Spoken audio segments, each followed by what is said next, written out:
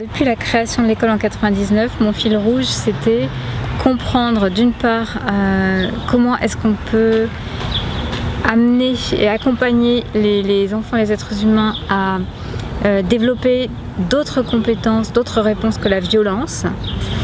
Et ça m'a amené à quels sont les besoins de l'enfant, puisque dans la recherche que j'ai faite, je me suis rendu compte que cette question de la violence était très liée à la négation des besoins. Du coup, je me suis questionnée sur une pédagogie qui répondrait véritablement aux besoins de l'enfant et plus seulement à ce que nous attendons de l'enfant.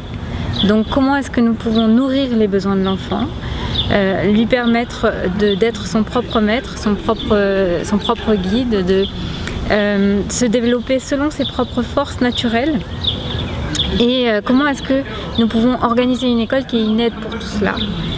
Et pendant des années, la réponse pour moi a été en grande partie la pédagogie Montessori, avec toute cette conscience qu'apporte Alice Miller par rapport à la pédagogie noire, donc tout un accompagnement bienveillant, la communication non violente, pour vraiment permettre à l'enfant de grandir sécure, dans un lien d'attachement avec ses pairs qui soit tout à fait le plus stable possible, et qui lui permettent de garder confiance en lui. Et à un moment donné, en tirant ce fil-là, de nourrir les besoins, je me suis rendu compte que nous étions dans un paradoxe, parce que il restait une injonction très forte chez nous, les adultes. Nous demandions aux enfants de répondre à des besoins de la société, qui sont apprendre un programme, en fait, apprendre le socle commun de compétences à des âges donnés. Donc autour de 6 ans, il faut démarrer en lecture si ce n'est déjà fait, il faut savoir écrire, il faut connaître la numération, etc. Et puis pour chaque tranche d'âge, il y a de nouvelles contraintes. Et en expérimentant ces contraintes, nous avons vu que des enfants étaient en résistance avec la demande, comme si nous luttions contre cette énergie naturelle qu'ils ont en eux. Et c'est à ce moment-là, à force d'observer les réactions à ces contraintes, que nous avons décidé de passer à une autre étape dans le développement de l'école et de lâcher l'injonction d'apprendre telle ou telle chose à tel ou tel âge. Donc l'école s'est transformée, on est passé de la pédagogie Montessori, pédagogie de projet avec beaucoup d'ateliers, à école démocratique, c'est-à-dire toujours cette même richesse, ce même festin quotidien pour que l'enfant puisse aller puiser par lui-même dans tous les possibles, mais sans l'injonction du socle commun derrière. Ce qui est très très compliqué pour les adultes notamment, mais finalement extrêmement naturel pour les enfants.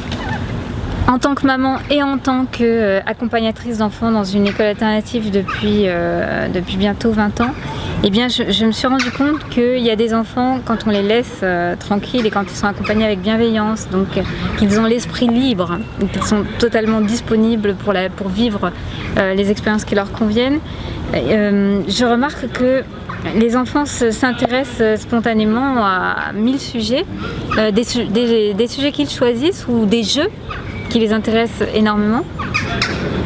Et donc j'ai pu observer que quand nous étions avec une pédagogie beaucoup plus structurante autour des apprentissages comme Montessori, il y avait des enfants qui mettaient un peu de côté leurs aspirations naturelles pour se consacrer à la demande et donc rentrer assez docilement dans la manipulation du matériel pédagogique, dans l'acquisition des mathématiques, de la grammaire, de la conjugaison, etc.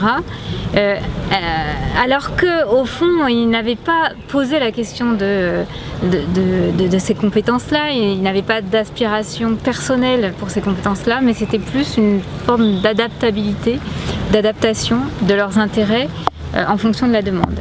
Et j'avais l'impression de déranger les enfants en quelque sorte en leur proposant un plan de travail hebdomadaire qui les guidait dans cette direction du socle commun.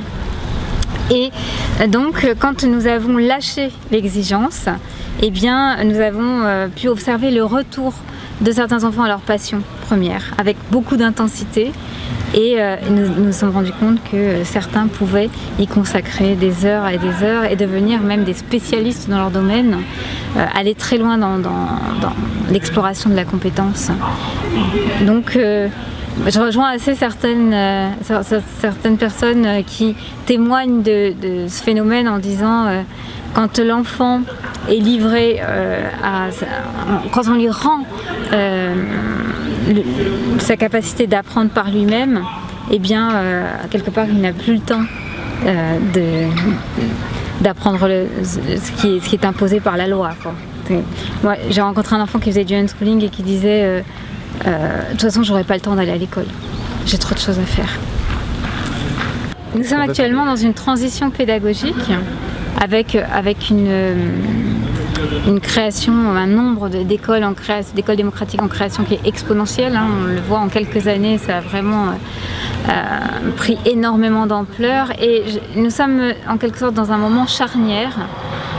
Et je dirais que je le ressens aussi parce que dans ce que nous expérimentons à la ferme des enfants, c'est comme si nous proposons donc de décentraliser ce socle commun, parce qu'en fait on ne l'abandonne pas. D'ailleurs on n'aurait pas le droit de l'abandonner, mais en tout cas ce n'est plus lui qui nous guide. Donc ce qui nous guide, ce sont les intérêts de l'enfant, ses élans spontanés, ce qu'il va construire. Et ce que j'entends encore, c'est qu'il y a quelque chose qui est encore nébuleux au niveau de où allons-nous avec cela. Et comme nous ne savons pas où nous allons, nous avons tendance à nous raccrocher au connu. À dire, à un moment donné, ils vont raccrocher leur wagon au diplôme de fin d'études, pouvoir rentrer dans des grandes écoles, etc., quand ils auront trouvé leur vocation. Mais j'ai envie de dire, est-ce vraiment ça le but ?